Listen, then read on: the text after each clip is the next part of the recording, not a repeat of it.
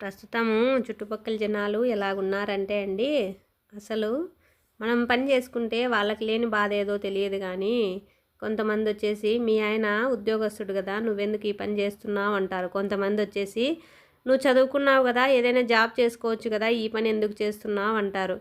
ఇప్పుడు మనము ఏదైనా తప్పు చేస్తే భయపడాలి కానీ, మన పని మనం చేసుకుంటే తప్పేముందండి. ఇదైనది ఇప్పుడు చేసేది మనం తప్పేం కాదు కదా.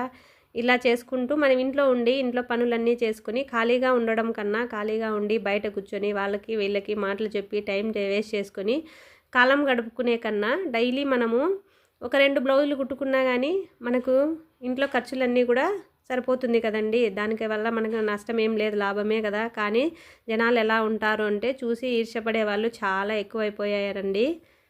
మనం పని చేసుకుంటూ మరో 2 ముగ్గురికి పని నేర్పించుకుంటూ ఇలా చేయడం నాకు బాగా హ్యాపీగానే ఉంటుంది కానివ్వండి.